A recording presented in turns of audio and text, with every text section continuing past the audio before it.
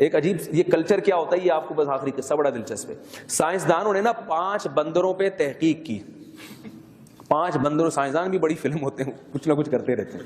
5 بندروں پہ سائنسدانوں نے تحقیق کی. وہ تحقیق کیا تھی کہ 5 بندروں کو ایک کمرے میں بند کیا, اوپر کیلے کا گچھا لٹکا دیا اور سیڑھیاں لگا دی.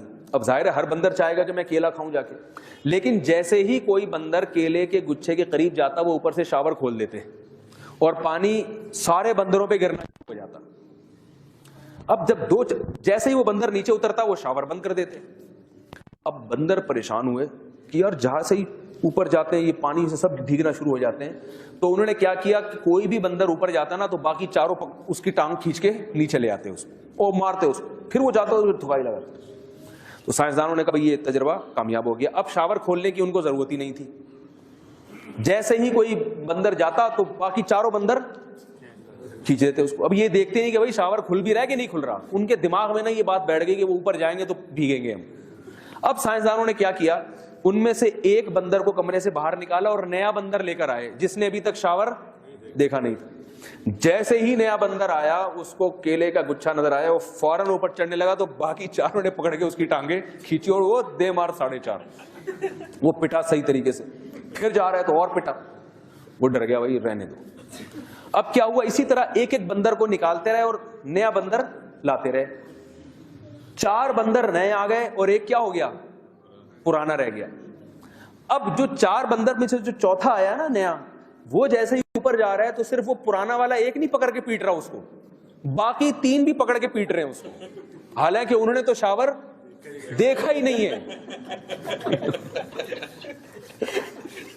اب انہوں نے کیا کیا کہ جو آخری بندر رہ گیا تھا نا جس نے شاور دیکھا تھا اس کو بھی نکال دیا اور 5واں ایک بندر لا کے رکھ دیا. 5 نئے ہیں لیکن ان میں کوئی بھی کسی کو اوپر جانے نہیں دے. جیسے ہی اوپر جاتا ہے سارے ٹانگے پڑے ہوئے دے مار 4.5 دھنائی لگاتے ہیں. وہ حیران تو ہو رہا ہے یہ کیوں ہو رہا ہے, لیکن تھوڑے دنوں میں وہ بھی اس کا عادی. پھر وہ نیا بندر لے کر آتے ایک کو نکال کے سب. اب اس سے انہوں نے نتیجہ کیا نکالا کہ جب کوئی کام کیا جائے نا اس کی ریزن کریٹ کر دی جائے ایک دفعہ. کبھی وہ معقول ریزن ہوتی ہے, کبھی ایسی خود ساختہ بھی ہوتی ہے.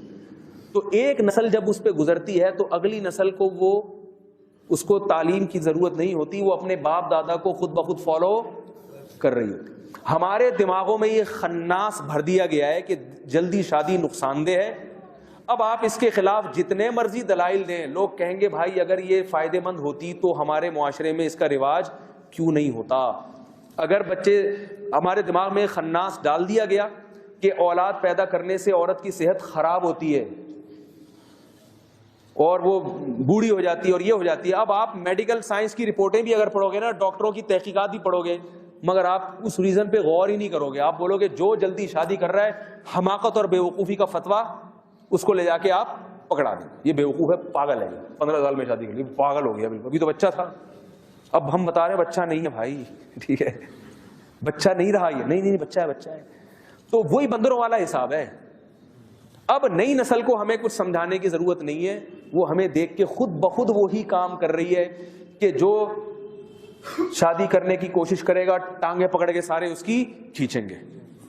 جس کی اولاد ہو رہی ہے سارے اس کی ٹانگیں کھینچ رہے ہیں. جو گرل فرینڈ رکھ رہا ہے اس کو کوئی بھی برا نہیں کہہ رہا, وہ کہہ رہے ہیں بہت اچھا کام کر رہے ہیں. تو وہی بندروں والا قصہ ہو گیا ہے. بندر نہ بنے, انسان کے بچے بنے. اللہ تعالیٰ ہم سب کو سمجھنے کی, عمل کرنے کی